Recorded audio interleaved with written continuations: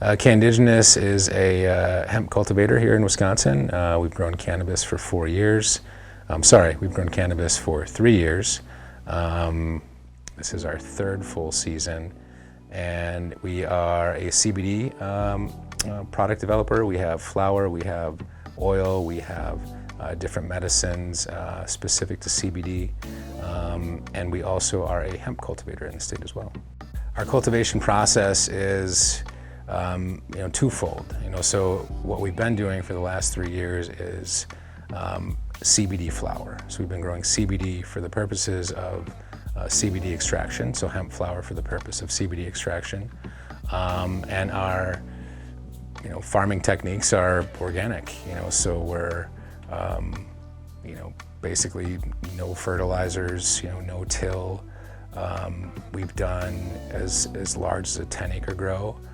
In the last couple of years, we've done about an acre grow. So yield has been good. This year we did a seedless grow of 2 strains, and we're looking at probably a couple 100 pounds in yield. Everything we do is in state. So we grow in state, we process in state, and we extract in state. Canndigenous, we're a native-owned brand. We started this back in 2020. And really wanted to build a brand first, rather than just grow cannabis and hope that it could be sold. So what do you do when you build a brand? You try and build sort of a lifestyle around this. You want to put yourself into it, and things that are important to you. So what was important to us was being sustainable, making sure that our farming practices were ethical, and we were being mindful of the environment. We wanted to be transparent, about what our practices are, and provide some transparency in regards to where the product that people are ingesting is coming from. And unfortunately, in Wisconsin, or in the cannabis industry in general, there's not a lot of credibility or transparency or peace of mind in knowing where your product is coming from. So we wanted to provide that peace of mind as well through that transparency. Again, a legacy for us, based upon the principles of 7 generations, which is an Ojibwe principle of a way of life, is that you're always going to plan for 7 generations ahead and be mindful of, the work that our grandfathers and grandmothers did 7 generations ago. They're the reason that we're here, and it is on us, that importance, and that, being a steward of the next generation is ultimately on us right now. So we don't forget about that. We take that very seriously, and it goes into all the work that we do for our business. Yeah, we reuse everything, so there's no piece of our cannabis plant that goes to waste. Whatever we don't send off for extraction goes back into our field. Our oils, our most popular product, I would say, are smokable flowers #2. Our oil is very unique in that we actually take the terpenes from the plant that we extracted from and put those back into our distillate. So you're getting the full spectrum effect from our distillate with the actual terpenes that were in that original plant. Growing cannabis is not an easy thing to do. We've been poached, we've been seeded or pollinated. It's a tough and consistent market. So for us, being transparent about what we're doing is not so much to say that we know what we're doing is awesome. We know that what we're doing is still exploratory. And for us, if we're transparent about that and are asking for help and ways to do things better, we feel that we are creating a better business model for us, and also, holding the hands of another business that maybe is doing certain things better than us and we do other things better. There's plenty of room for all these businesses to grow. So we're looking for collaboration, and people only look to collaborate if you're being transparent about what you're doing.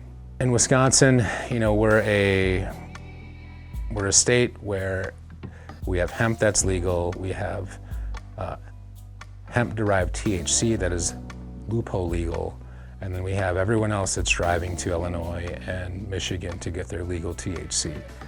So it's very frustrating in a state like ours, and there's also the tribal communities that, have struggled for years and years and years, and this is an opportunity to reclaim, a plant that has been part of our own cultural patrimonies for generations, but it's also an industry, a viable commodity that we have an opportunity to kind of reclaim as our own. So ICIA was born of really an advocacy seed.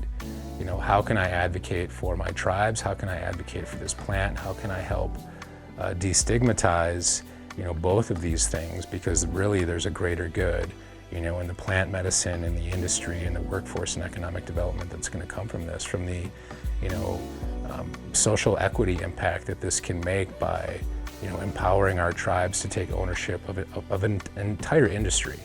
And why is that even possible? Well, we have 70% of the undeveloped ag land in the country left. It's us.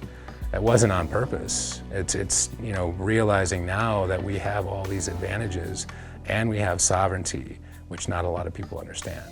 So how can I build a platform that can help provide a safe space for the tribes to come together, to actually problem solve about what their direction is for cannabis, and whether that's industrial and that's, you know, climate smart agriculture, or that's medicinal plants and plant medicine and making sure that we're taking care of our elders and our youth and we're destigmatizing this, or that's recreational and we're, you know, bringing this in, like as we've been giving casinos, you know, now we have this other recreational thing, but it's also about being responsible and adult choice.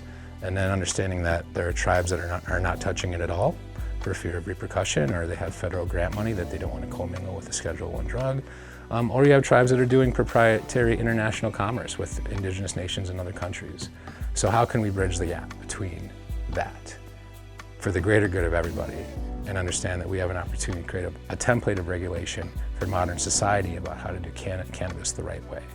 So that was the goal for ICIA, and where we've been since then and what we've done is really quite paramount. The first ever Indigenous DC Policy Summit will be next week, November 15th and 16th in Washington, DC, with people, our representatives from all states, listening open ears to what our tribal leadership, our tribal community members, our tribal business leaders, and non-native partners who are very, very interested in what the prospect of cannabis in Indian country looks like. All of those voices will be heard next Tuesday and Wednesday in Washington, D.C., led by Indigenous for Indigenous for the first time ever. So we're really excited about that. And, you know, it's just the beginning. You know, again, when you look at cannabis as an industry, you know, medicinal and rec are little ice cubes, and there's the glacier of industrial right behind it. You know, the industrial can build houses, you know, provide insulation for houses. It can be grain for our animals. It's a viable agricultural commodity. You know, so there's, you know, a whole nut to crack there. And ICIA is basically building the table, you know, for the Indigenous to lead this industry and do it the right way.